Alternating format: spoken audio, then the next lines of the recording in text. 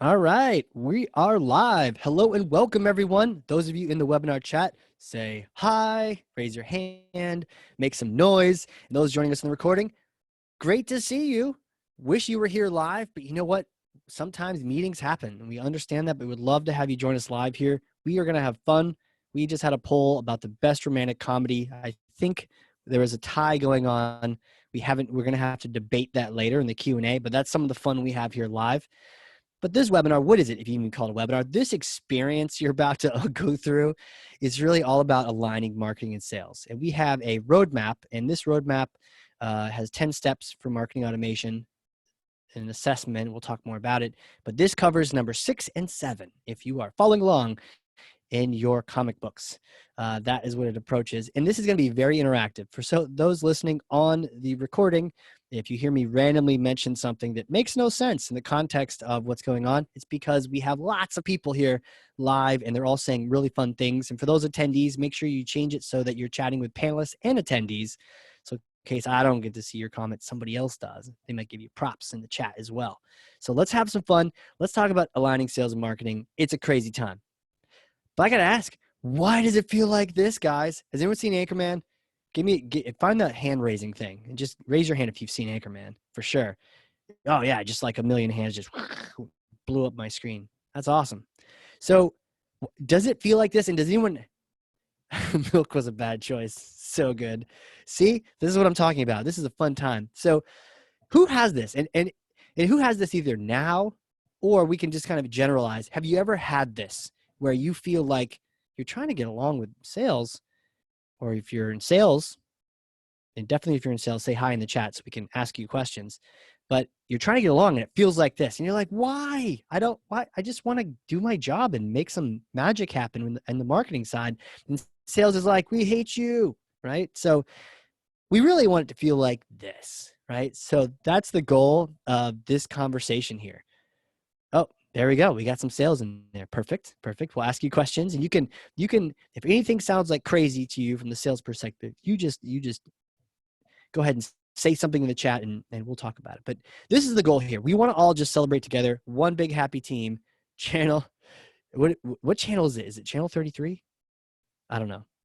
But we just want to be having a good time just like this. So if you haven't met me, nice to meet you. My name is Casey Cheshire. I am the founder and CMO of Cheshire Impact. It's a little bit of a different introduction. Normally I talk about all the Pardot implementations we've done, but this is a little bit more about aligning with sales and marketing. And you know what? I'm not the world's greatest expert on marketing or sales, but I have done both. I've had a chance to work in marketing for over 15 years, and at one point was a VP of marketing for a software company. And somewhere along the line, before and after, I have had a chance to do different kind of sales jobs, everything from selling tuxedos to selling consulting, up to $1 million or more. At least it was at least $1 million in just my own deals one year. So I've had a chance to be on both sides of the aisle, and I bet a lot of people have here too. If you've done both, if you've done sales and marketing, just say something witty in the Zoom webinar chat, so I can understand them with like-minded friends. But I will say there's nothing quite like experiencing the other side of the aisle, the other side of the conversation, to really just make it so much more easy to align with sales because you've been there and you understand. And what I'll try to do is share some stories of things gone wrong and also things gone right to just give us a sense for what's going on here. So what you can imagine, oh, by the way, 14, that's the number of mountains that I've climbed in New Hampshire that are above 4,000 feet. There's 48 of them. So far I've got 14. So we keep going. That number keeps going up. And I love seeing something witty in the chat. Literally something witty. That is fantastic. Extra points on that one. So what are we talking about today? I mentioned earlier, we're going to talk stories. Lots of stories.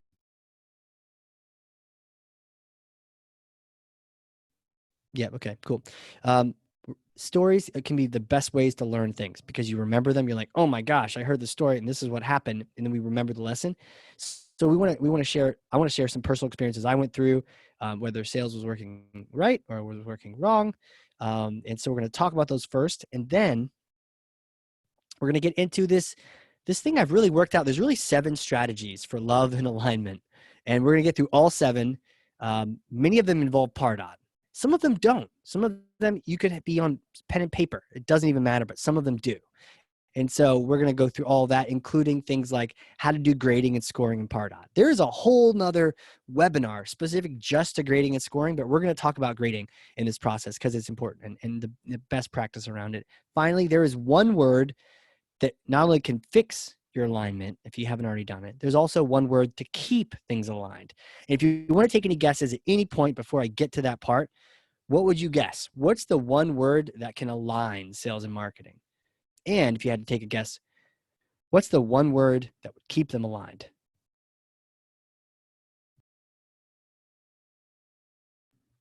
All right, let's do this. Let's dive in.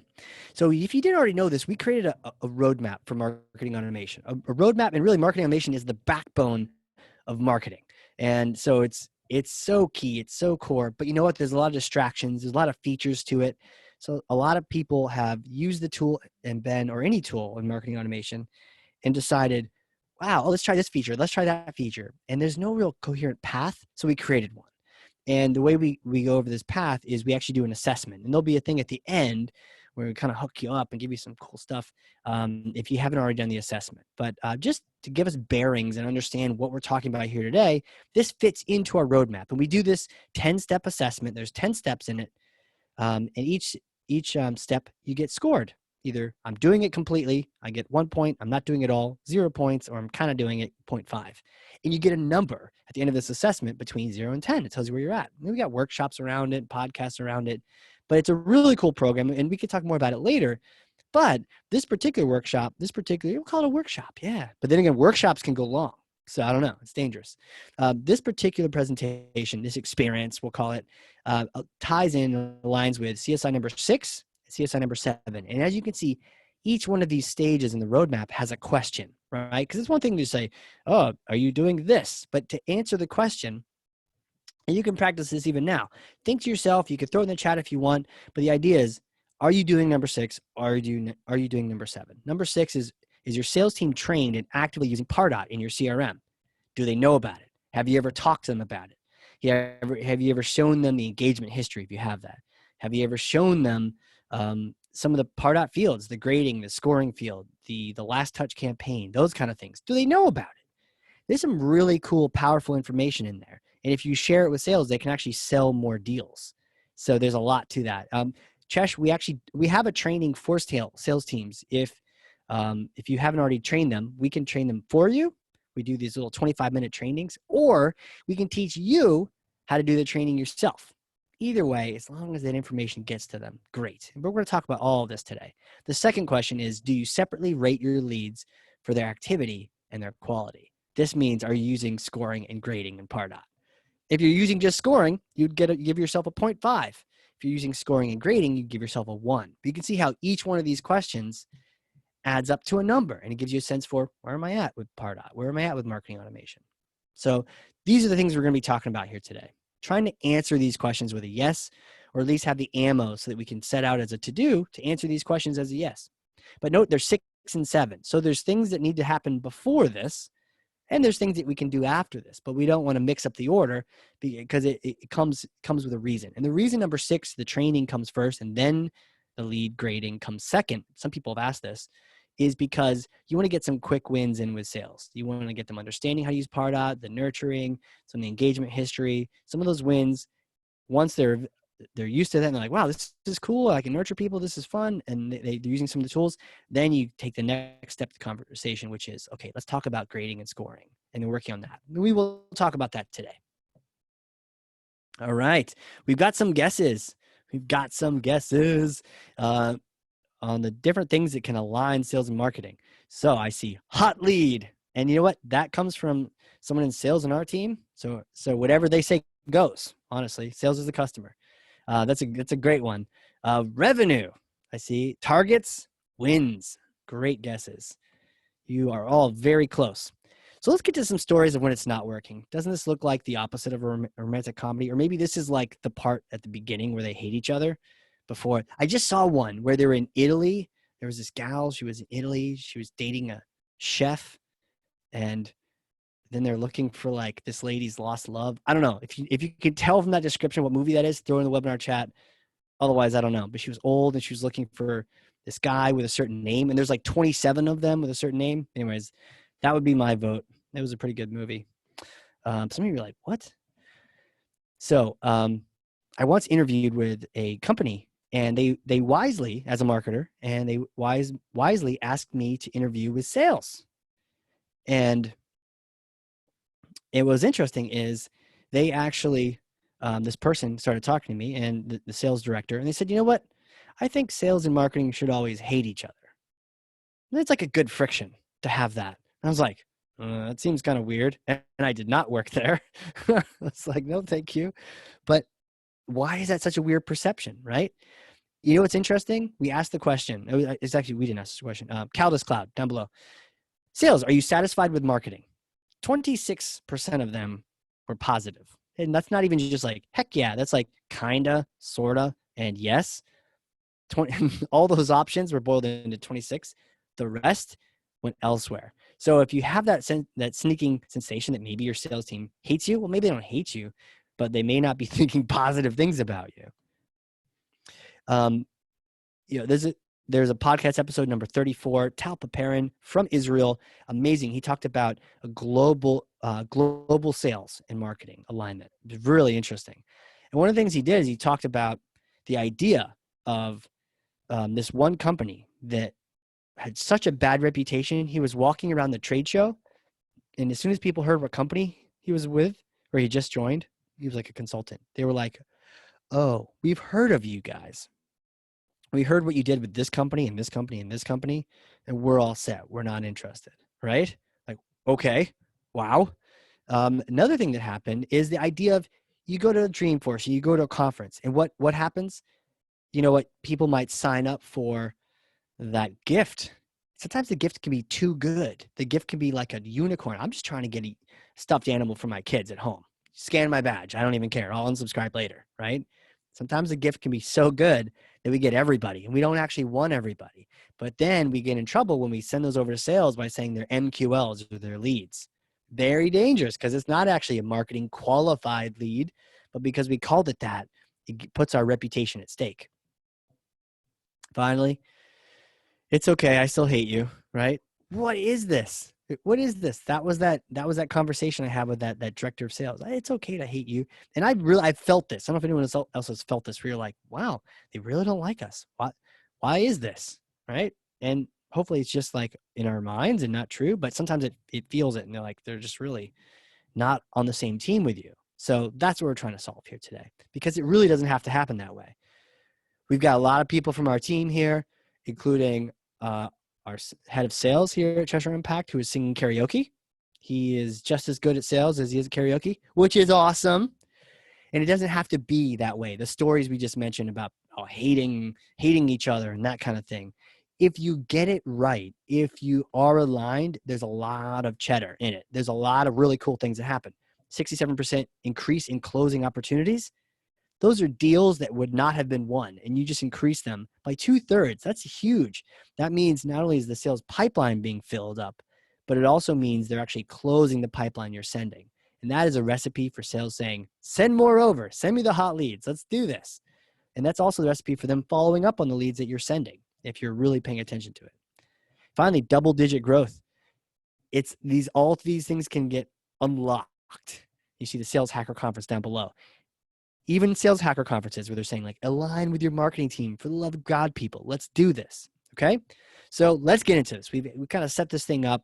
Let's get into aligning with our sales team.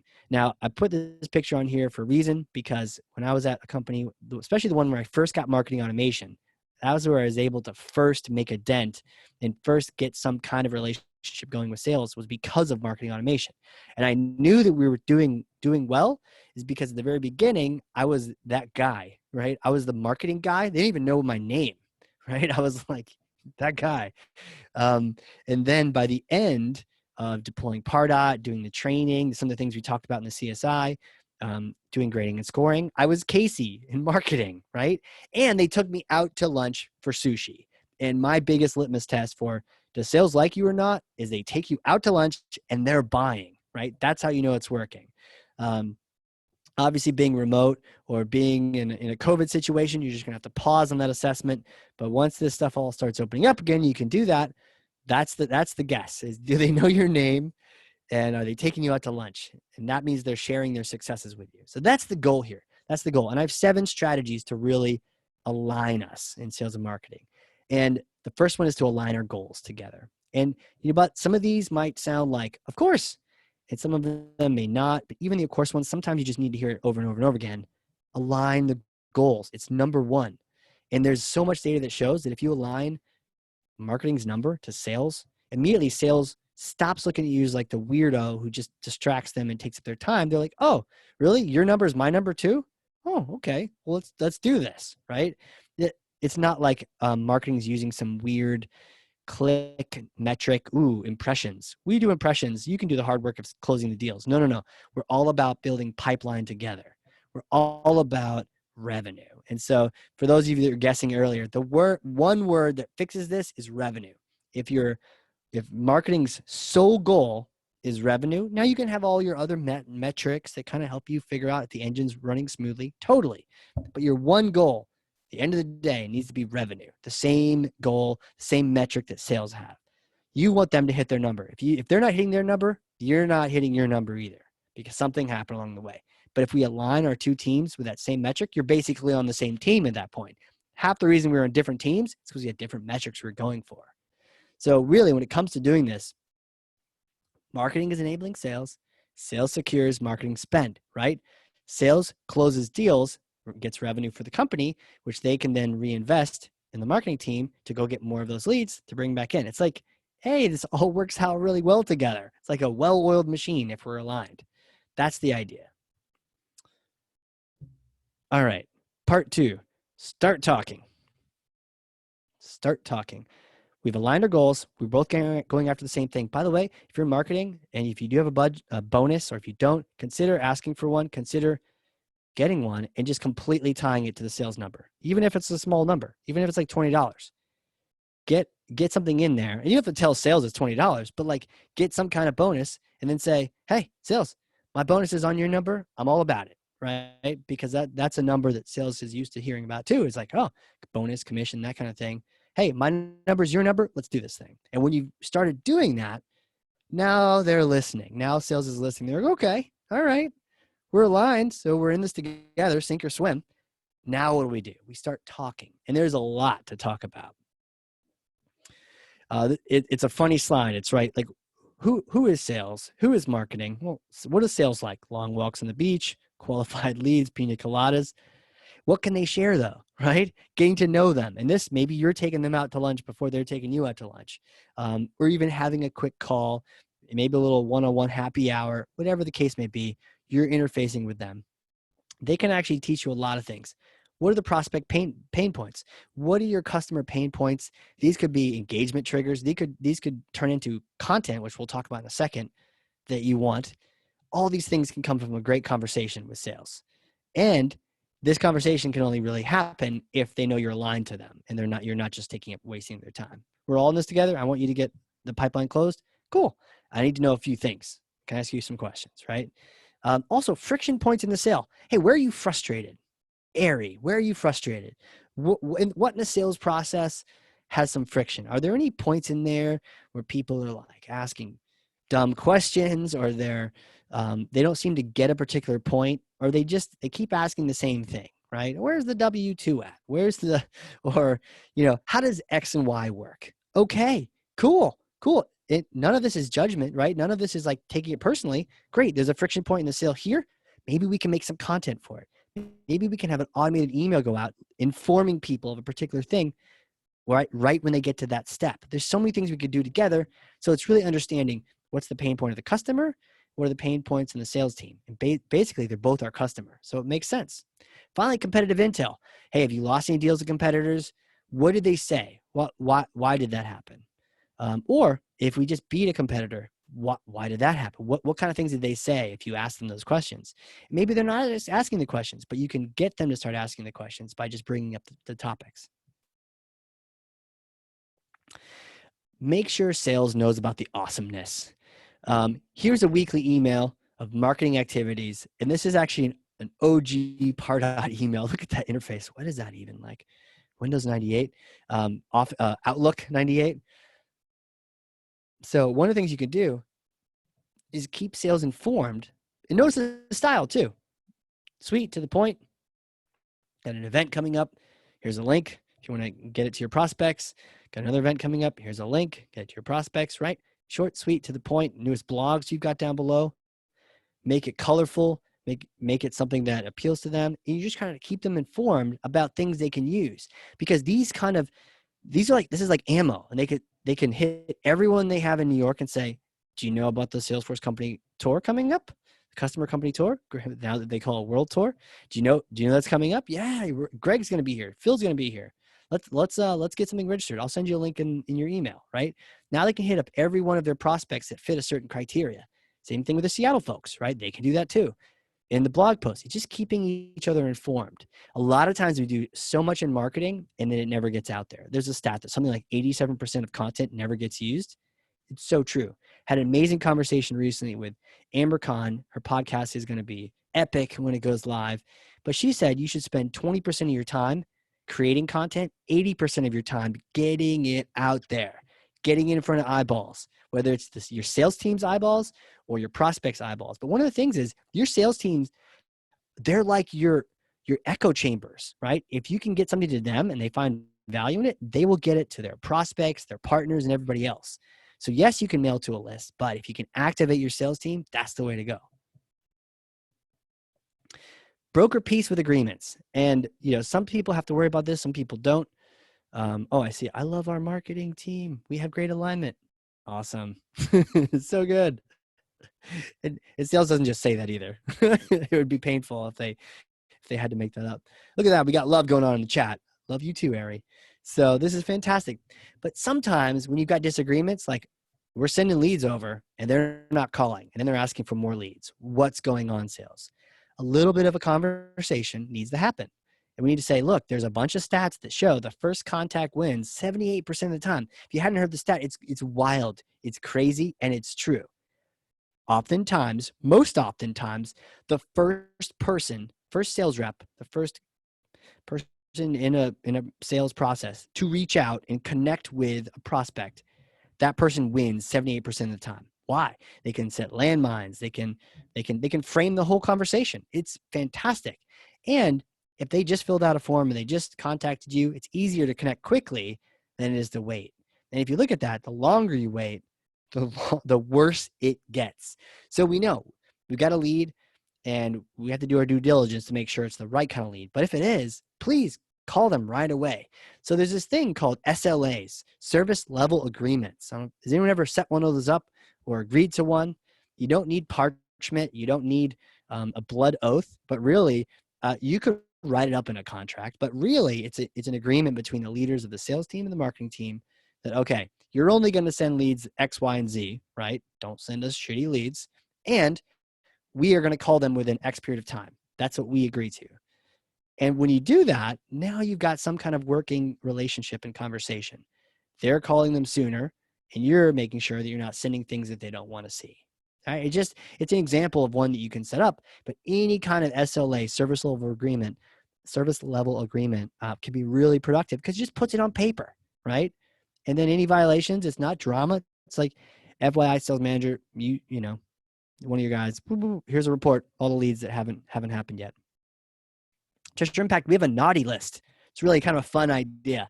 The idea is if you haven't reached out to a lead in a certain period of time, well, it goes on the naughty list. And who sees the naughty list? Everyone sees the naughty list. I've also worked with one group, and this is kind of a fun dream, but they were sharing with me what they do. And what they do is if the lead isn't called within the first day, the second day hits, the sales manager and the sales rep get an email saying, hello, follow up on this lead. And if another full 24 hours go by, the sales rep, the sales manager, and maybe the VP get it, or maybe in the fourth day, at some point, it's like the CEO and the rep and the manager and the VP all get an email. And you can imagine, like, we never want that to happen. So we'll contact the lead begin. It's kind of a fun story to think about, but really, if you get on the same page, you don't need that extreme, but I do kind of like the aggressiveness of that. I'm like, nope, at our company, we're going to call these people. And you know what?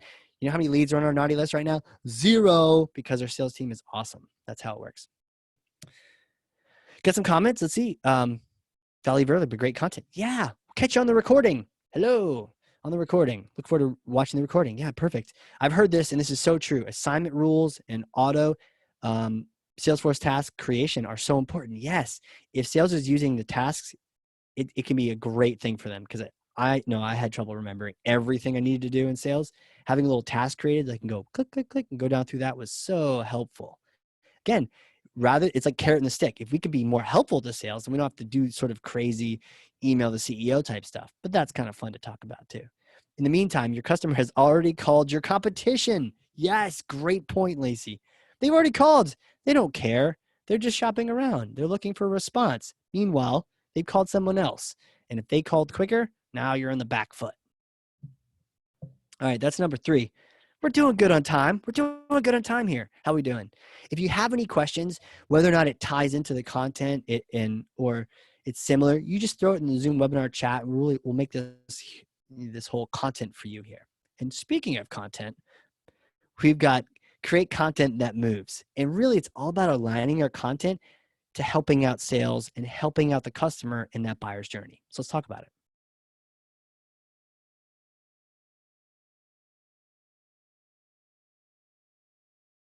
Drink of water and let you look at the slide with some dramatic effect. What are we saying here? A lot of times, and we're very guilty of this in marketing, I know I am, content is like, it's bait, right? Maybe we don't go as far to make it clickbait, or maybe we do, but it's like, look, you want the PDF, I'm sure you do, fill out my form, just come get that, right? Sometimes we get so focused on that we lose sight of what it actually is here to do. It's here to help. So one of the best things you can do is map your content to the sales cycle. And even better, if you can have a conversation with sales to ask them about things like this. And one of the best ways you do that is you ask, what kind of questions are being asked? For you can do the stages if you'd like: top, middle, bottom, early, mid, late stage buying process. You can do that, or you can just ask, early on, what questions are being asked. So, top of funnel. Oftentimes, what happens is it's more of a lead generation thing. We need some white papers. We need some data sheets. Maybe some recorded webinars. Oftentimes, top of the funnel, I might even say no. I might even say no to some of these things.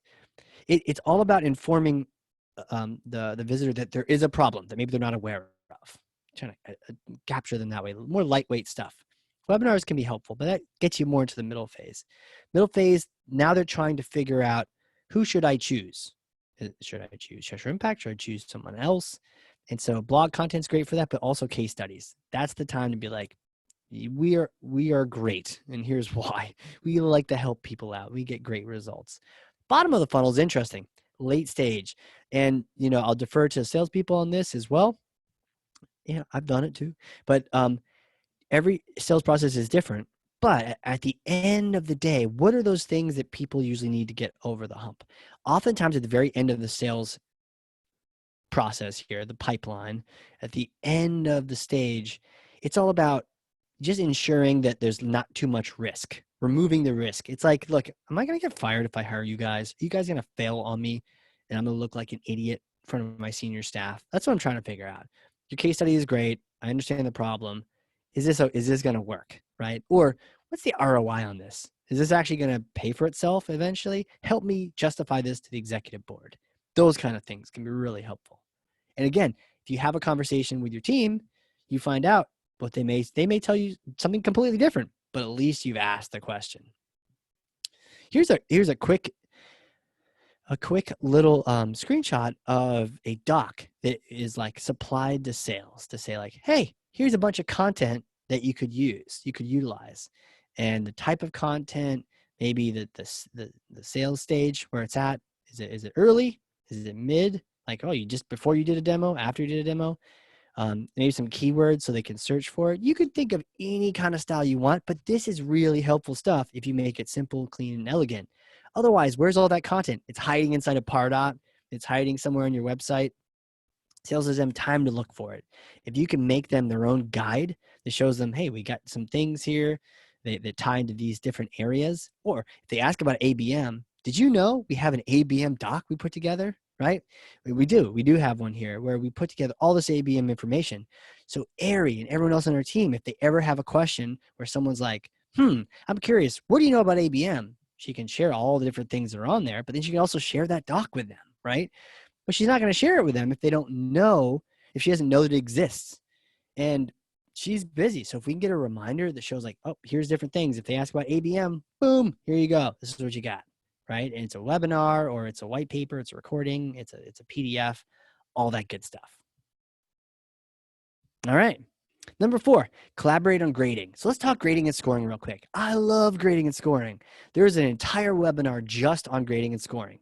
CSI number 7, it's all about that collaboration.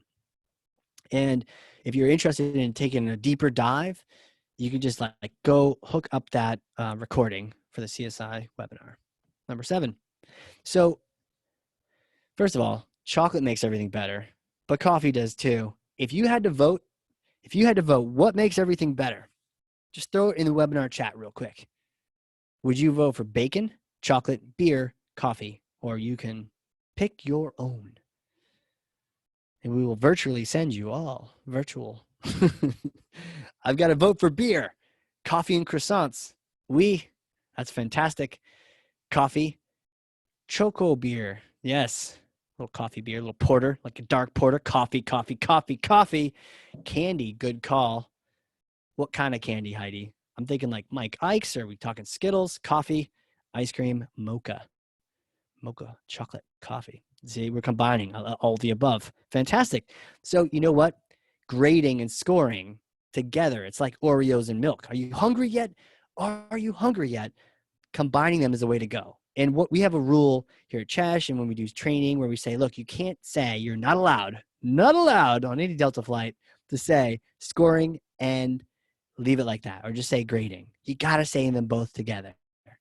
It's not too crazy of a rule. I mean, you don't have to wear uniforms here, though I have contemplated it. But the idea is, okay, let's mention scoring, but also mention grading. Let's mention grading, but also mention scoring. I don't care the order as long as you're doing them both together. The reason for that is scoring by itself is useless. It's useless. Why? It tells you how engaged somebody is, but it doesn't tell you if you should spend time with them. It tells you how interested they are in you, but what you also need to know is how interested you are in them. That top sentence, the top bullet for both of these, if you're going to remember one thing, scoring is how interested they are in you. Grading is how interested you are in them. Think of it as like a dating situation or any kind of situation like that. You want to know how interested they are in you, but also how interested are you in them? If you're not interested in them, who cares how interested they are in you, right? This is how we avoid situations where you have a student doing research, their score is 3,000 million, billion, and the grade is an F, or maybe you don't know the grade. And so a lot of times we get in trouble on the marketing side saying, oh my gosh, this lead has 3,000 million, billion. Please, sales, call them right away. Put down everything you're doing and call them. And they chase them. They try to connect with them. Eventually they get them. And there's some kid who's like, hey, how's it going? And they're in their dorm room. That's how we sound, right? Hey, how's it going? It's like their student doing research and now marketing's reputation is -0. Like if it was a score, it's abysmal at that point because we staked our whole reputation on just a score. So you got to do them both. You got to have them both. And you can see in here, we want the desirability. And I love the setup, scoring, grading, scoring. No other platform does this. Other platforms, Marketos of the world, do flames and stars and all sorts of different other patterns, but they never get to the same concept of the grading and scoring. How interested they are in you, how interested you are in them. So scoring is set up automatically. When it comes to grading, what do? Well, we check out this webinar that's in the chat right now.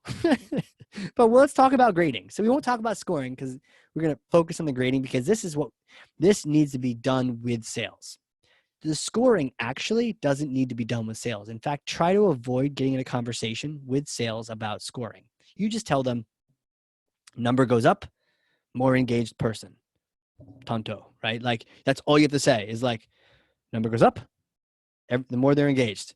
They get points for stuff, more points for bigger things, less points for lesser things. And that number goes up, you imagine they're more engaged. Cool. what's really important is the grade. And when we sort it, actually, and the best way to sort your leads in Salesforce, if you're doing grading and scoring, is to sort first by grade. So you have all the A's, then sorted by their score afterward. The most engaged A's all the way through the least engaged, all the most engaged B's through least engaged. That's the way to set it up. And how does this work? It's not rocket science, but we literally need to ask sales, what do you want? Who do you want to talk to? You're talking to people all day long. Who's your ideal prospect? Who's the ideal lead for you? The ideal account for you? Who do you want to talk to? It's amazing how many times in marketing we've just sort of set these things up and they're like, yeah, that grade doesn't really help. Well, then it's a terrible grading system. We got to ask them for it because then whatever we give them is just exactly what they've asked for, right? And so some of the things you're doing is you're like, okay, what criteria makes an ideal prospect? And it's not always easy. Sometimes they know, sometimes they don't. Sometimes the sales reps know and the managers don't. Sometimes I've had, I've asked a whole room of salespeople. The manager chimes in with some like very generic answer and says nothing. And then some reps start saying things. Other times, no one knew except for the BDR rep because they were the one that called everyone and they knew what the triggers were, right? So sometimes you just got to investigate, but you got to ask sales because the idea is they're the end customer. You want sales to call a lead with a grade, and let's say it's an A. And they call them, they're like, yeah, that was an A. Great job. Or, yeah, that was a B. A couple things to do better here, but that was a B, and I was happy to call them. And they'll be ready a little bit later. Or, well, I was bored today, and I called all my A's and all my B's. So I called a few C's, and yeah, they were kind of C's, but it was worth my time, right? Not, I called a 3,000 C and wasted my time. I called another C, wasted my time. No, they're prioritizing their time, calling the A's first, then the B's. And the way we have to set this up in Pardot is there has to be a question relating to each one of these topics they're looking for. So what we're looking for is about four or five different criteria that we're looking for. And what's really cool is geography is a great one because if you can't sell or service to people in, say, Sri Lanka, for whatever reason, you just don't have the infrastructure. Well, cool. Now, anyone from that country, their grade goes down. And anyone who's not from that country, their grade goes up. Sorry, Sri Lanka. But sometimes geography is not a problem. And so I cross it out because even though I think it's a really cool case study and I've used it a couple of times at different companies, I've also been in a meeting with sales where I'm like, geography too. And they go, oh, no, that's fine. We fixed that and now we can sell to anyone in any land. I'm like, oh, okay. I'll take that criteria out, right? So really it's all about talking to them. And then also you can ask them, what's most important? What is like the most important? Okay, the size of the company is most important. The job title of the person is really important. I like to use role for that in a drop down, but either way, you can craft the how, but we just want to get the what from sales first. Find the industry. So there's a little bit of a process. If you can, yeah, I love the comment. I can see it now. Someone that wants to buy now, I roll. Sometimes we get that. That's where beer and chocolate and bacon can go a long way. Here, keep eating Skittles too. Give me a good answer, right? Feed the nice sales rep. And again, it takes some discovery, and sometimes you can help them along by using BANT and some other qualification criteria. But really, we want to get their agreement because they're the customer, right? So sometimes we have crazy customers. Sometimes we have good ones, but they're our customers. So we want to really serve them well. And, food is always a good option. Cool. Couple best practices, and we'll keep moving on. We're doing good on time. This is so not like me. Am I sick? Am I ill? What's going on? Grading best practices. You need to know the best qualities, right? We just talked about that. Start by asking sales. Talked about that. BDRs do know things, right? Junior sales rep once was in a room. Again, we had the VP of marketing, VP of sales, top sales rep, or a sales rep or two. All these people, big U-shaped room, little old me in a laptop trying to take notes and lead this sort of meeting and try to set up grading for them. And sure enough, no one knew the answer, but somebody had invited this very unpopular BDR guy who wasn't cool or anything, but he knew things. And he goes, oh yeah, when I call people and I mention one of these three things, they always call me back if that's their particular hot point. If I mention it, they always call me back right away. Otherwise, they won't. and he knew things, and we were able to pick his brain and get some of this interesting content and figure out some grading schemes based on information from his discovery calls. And that's what we're trying to do. We're just trying to pre-screen the leads. We're not trying to completely qualify. It's not called the marketing completely qualified lead. Don't worry, it's a deal waiting to happen. Where it's kind of like more like an MPQL. It's like a marketing pre-qualified lead. We've done a little bit of checks, and now the rest is up to you, sales and BDR. Do your thing, right? So it's just a little bit of that. When in doubt, use BANT. Does anyone know what BANT is? Budget, authority, need, timeline. If you don't know about it, Google it. It's a very simple, straightforward scheme that you can use as your grading starter questions. So if sales does give you the whole, someone that wants to buy now, then you can say, well, what about budget? Is that a good thing? How about authority? Do you need to talk to the right person, the role in the company? And you can kind of coach them through into saying, yeah, I would like them to be this role. How about a need? Do we want to ask them? And by the way, need or timeline is a great question. Like, what's your project timeline? We'll often ask in a form. And it might be, I have an immediate project, or I'm planning one in 3 months for the next 3 months, or I have got one coming up in 6 months, or no timeline, just browsing, right? That's great to know. That way they can really prioritize. This one's urgent, this one's not, and not waste their time. Keep in mind with Pardot, the grading and scoring, or the grading is, should I say it together? I always say it together. The grading is, it's a Q&A style. So it's like, does this particular quality match? Yes or no? Does this quality match? Yes or no? Does this quality match? Yes or no? You're not doing like, ask all these questions and give it an A. Every single question has its own little criteria. And we have a question.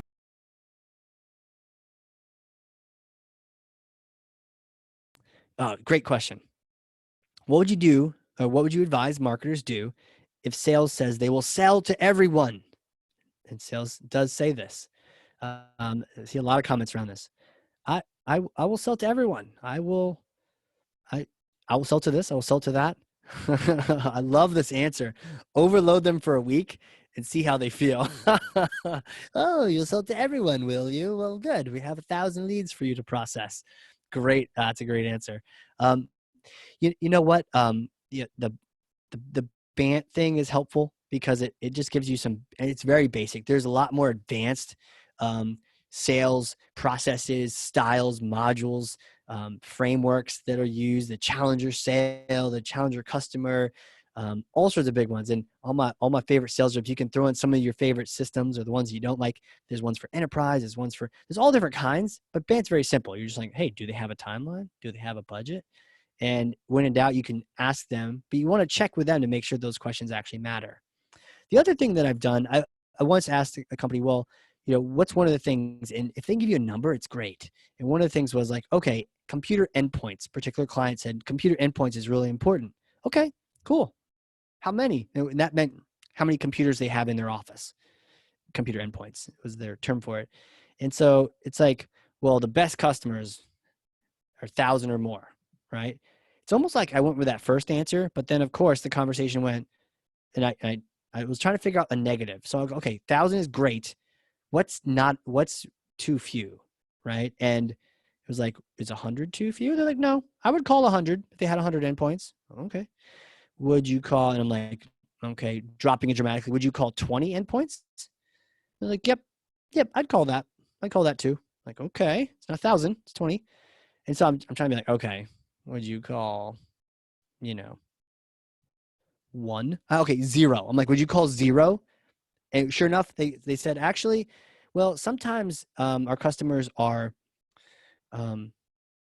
investment groups and like folks that do like angel investing, and they don't have any endpoints, but they invest in companies that do. So we call them too. And I was like, oh my gosh, I give up, right? No. And so really the first answer, sometimes you can't get a negative answer.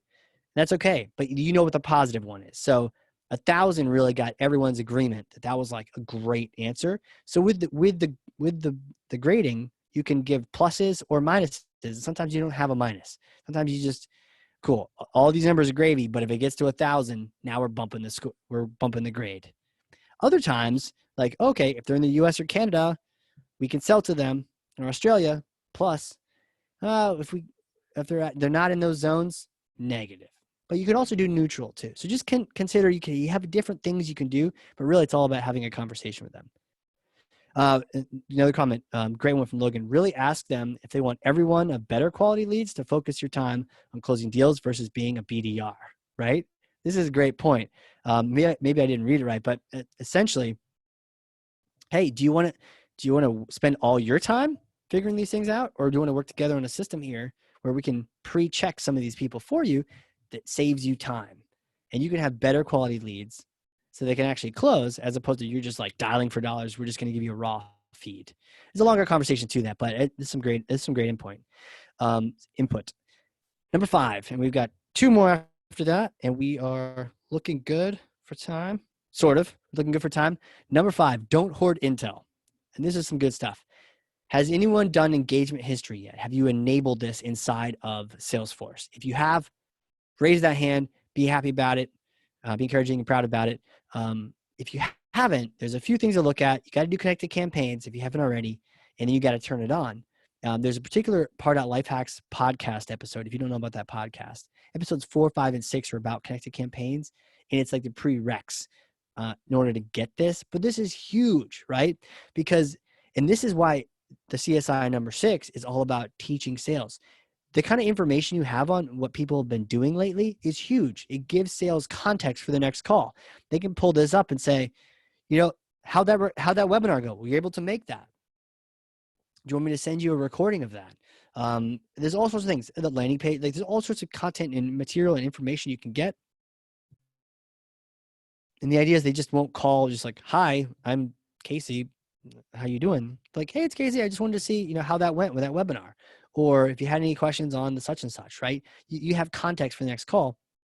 And ideally, you also know what's of interest to them to even get the call in the first place. In case you can't get the call, you're sending them a quick email, you know what interests them. So you might throw out a little tidbit or throw another piece of content that relates to it. And that might win you the next call. So there's a lot of great stuff here in sales. And we go in depth in that in the sales training. But the whole idea is just to empower them with this information. If marketing's hoarding this information, it does nobody good. Marketing's not going to be able to use this nearly as effective as a sales rep still in CRM, right? They're not in Pardot looking for this. They're in Sales Cloud. They're in there looking at the contact, looking at the lead, and they're like, boom, here's some information. Got it. I'll make the call. Or they called in, right? And you're like trying to figure out where they're at, what they've been up to as they're talking to you on the phone. You can pull this up too. It's huge. And we have a link right there in the chat. The last episode speaks directly to enabling engagement history. The other thing to tell you about is empowering sales with Salesforce Engage. Who has Engage? Throw it in the webinar chat. This is an add-on. So yes, it does require a per seat license per user to add this thing on. I got a lot of I-dos, and we got a couple from our own team. So we actually use it here at Chesh. So we may even do, if you're interested, we could do like a one-on-one session with people with our team to maybe inform your team. I know our sales team is always happy to get on the phone with your sales team to show them like, this is how we use it. And one of the things you have with Engage, not only is the ability to send out emails, which should talk about, but the alerts, the Engage alerts. And I wrote sales camps out on this. They have it open all the time. Oftentimes there's a ding, and just the idea is like, who of my prospects are active now? The ones that are active now are probably more likely to pick up your phone call, more likely to get your email because you're not interrupting them doing something else. They're doing the research now on your site, so you can kind of reach out, ping them. Note you can also sort them in different groups and categories. New columns, fantastic, great. Now, you can also have sales enabled now with Engage to send out a templated email. So it looks like it came from them, but it's using marketing's terminology. And here's the deal. You have a particular topic, a particular question you answer all the time. Oftentimes you have different reps answering in different ways. And some of them might be really good at it. Some of them might be like struggling to answer the right way. Instead of wondering how we all answering this question, maybe this came up when you're talking to sales earlier, the whole talk part. And they're like, yeah, there's friction. They keep asking me about, Einstein analytics, and I don't really know what to say. Okay, cool. Let's put together a little template. So next time somebody asks you about it, you can click this. You can even customize it inside of Engage and then send it out. And maybe it has a couple links to the content we have on it or ABM or anything like that. So it really just helps sales out so they don't have to keep writing the same email over and over again. And also so they get it right when they write it. They don't have to try to reinvent the wheel every time they're running into a new prospect. It's really helpful. Lucas just enabled it today. I feel like we should have a party for you, man. Congratulations. It's awesome. Awesome. And does that mean you enabled it? And when are you training the team on it? That's the question. Next thing, and we'll go real quick for these next ones, just so we can get to some Q&A at the end and wrap up just about on time. Kind of. Wiretap sales. If I could give you one tip, please, for the love of God, and I've heard this from experts as well, but I've personally found this to be amazing, is join sales on their calls and just listen. Be a fly on the wall. You don't have to be an official participant and be introduced and all that. You're just like, hey, look, just let me listen in. I don't even have to share a video if you want to just hide in the background, whatever is helpful for them. And I wrote, get permission from sales to do this. Don't actually wiretap their phones. I can't condone that, but there's so much value to that. I remember the very first time I did this, I sat in a room and it was really cool. I felt like I was a special occasion. I'm like, I'm listening into them doing their magic work on the sales side. And it was on speakerphone and I'm just sitting there taking notes, and the salesperson dialed the prospect picked up. That's a win. And it's like, so-and-so calling from, so-and-so. And they're like, who are you again? And what do you do? And this was like a scheduled call, right? I think they didn't know who we were and what we did. And I was like, this is before Pardot too. I joined early on. I joined a company without Pardot, and I was like, let me just learn. And I found out, wow, we're sending them terrible people who don't even know who's calling them. And so I really set about to having Pardot answer those questions that I heard on these sales calls before it even got to sales. And so they were getting demos, they were getting case studies, they were getting all sorts of content before the call with a sales rep.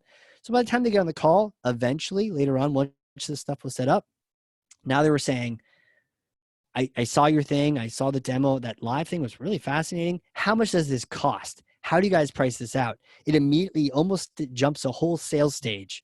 It's possible. So instead of asking the early questions of like, should I even talk to you? What's the problem? They're like, I saw it with my own eyes. This is very cool. How much does this cost? And sales loves getting right to that point. Because like, great, let me ask you more about what you're doing so we can kind of price this out. But like, let's talk, right? It's great. That's called a qualified lead. That's where we're trying to get to. And a lot of that just comes from sitting and listening to calls. I've heard people say join 20. By 20, you're going to be really educated. I'll tell you, even one, and it costs different sales reps too, right? Because you're going to find they're going to answer things differently. And one rep may need better enablement for one particular topic. Another rep might need content for something else. So kind of spread your sample size out a little bit.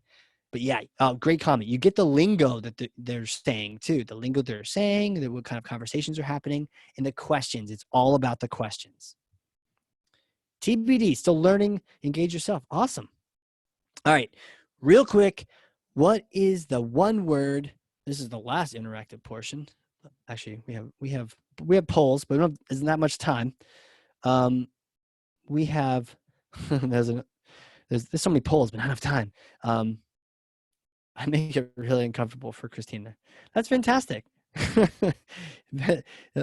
Sales may do that, but you'll get tougher. You will get tougher from joining their calls. Okay, any guesses? Throw in the webinar chat. What's the one word to keep alignment? We know that the one word to get alignment was revenue, tying everything to the same goal, revenue. Any guesses on what the one word is that can keep it? Because I can tell you what, you can get aligned, you can get inspired by this webinar, and you can fall out of it, right? You can get into that loving feeling, and you can fall out of it. And there's some, I see results. That's a great answer. Communication, great answer. It actually ties into a story. We were once working with a client. They came to us with a problem. They had spent an extra $1 million in marketing that year, pre-Cheshire Impact. And they're like, we have a problem. We need your help with it. We spent an extra $1 million. We got an extra $1 million for marketing, spent it all, and revenue was flat. So they're looking at the right thing. They're looking at revenue. Nothing happened. So it's like, yeah, money. Money's the one word. I love that guess. So what had happened? They spent an extra $1 million in marketing, advertisements, PPC, you name it. And revenue was the exact same.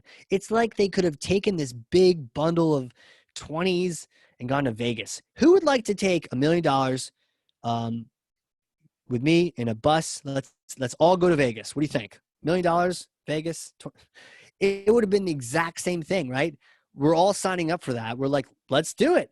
That's like exactly what that company did. It's kind of sad, but it's fun to talk about now because they learned their lesson. But it's like, wow, what happened? Can we go to New Zealand instead? For $1 million, we can go to New Zealand instead. Sign me up. Brent, meet us over there. Just row your boat over. And we will all hang out in New Zealand with $1 million, doing what? Bungee jumping and visiting the Hobbit land. Okay.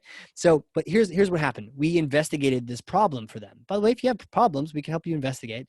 And did you know that we do that? And we looked into it, and guess what?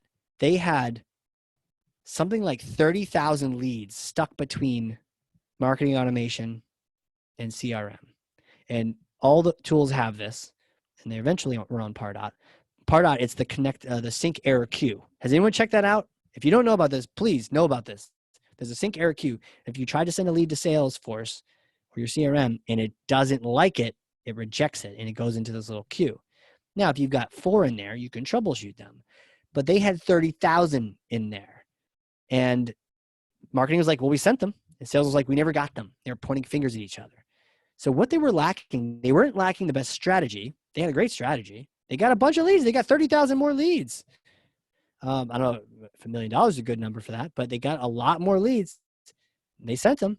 They had great technology. They had the best tech stacks. So what happened? They were missing process. And here's a quick thing. Pilots have this thing called an OODA loop: observe, orient, decide, act. It's a little loop they go through. Okay, what should I do? What should I do? What should I do?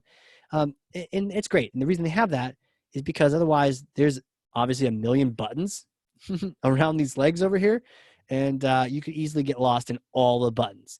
So the idea is process. Process is often overlooked in marketing. It's not a very cool sounding word, but trust me, if you could spend a little time on process, process is what keeps us together. Okay. Revenue aligns us.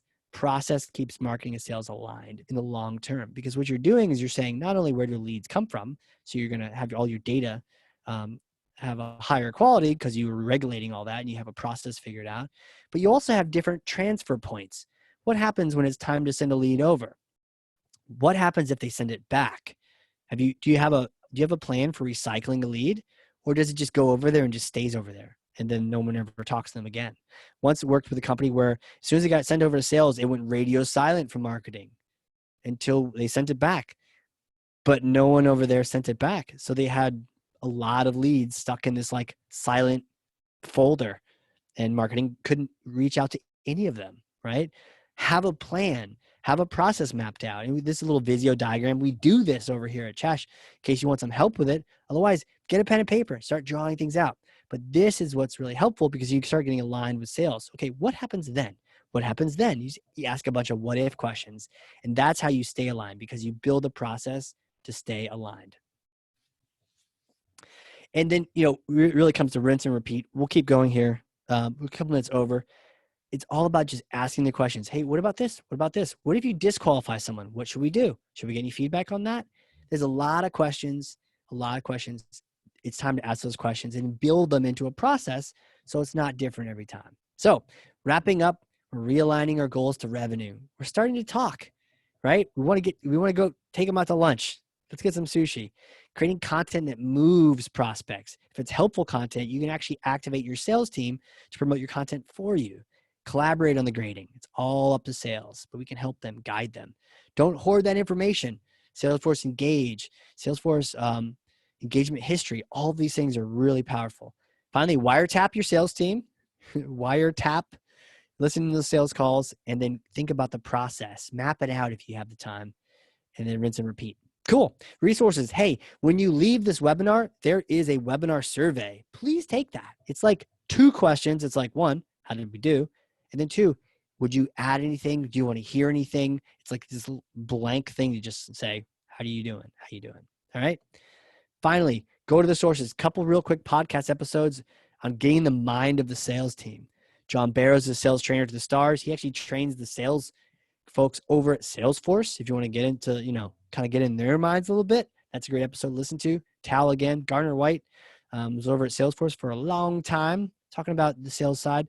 It's good. We do this on the Hardcore Marketing Show to really learn from people. And recently we had a sales trainer on there who was amazing. And so lots of stuff going on. Finally, the assessment. If you haven't done an assessment for marketing automation yet, all you have to do is type CSI into the webinar chat. And what we'll do is we'll reach out and find a good time to do an assessment with you. It takes literally 25 minutes or less. There's 10 questions. We talked about 2 of them here today.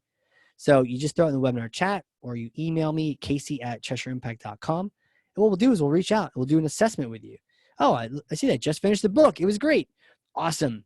If you've done that, I could totally use a review on Amazon, because apparently that's the gold, right? Nurturing is here. Gold over there is reviews. So if you can do that, that'd be awesome. But yeah, if you haven't already got your assessment, and also if you meet anyone, you bump into anyone else that has these tools, you want to help them get a book and then also understand where they're at with marketing automation, send them over to us and we will help them with an assessment. And if you're listening to this and you haven't done one yet, we're here to help. It's not a sales call. It literally, we're going to go through those questions with you. So cool. CSI is it. All right. Hey, it's go time. So do the CSI. We've got workshops. We've got the podcast. Shoot me a note on Twitter. Shoot me an email. We're here to help. Oh, did you know we actually do Salesforce consulting too? I don't know if you knew that. If you knew that, say so in the webinar chat. If you didn't, something to file away for later. We do Salesforce. All right, let's end the recording and see what your questions might be.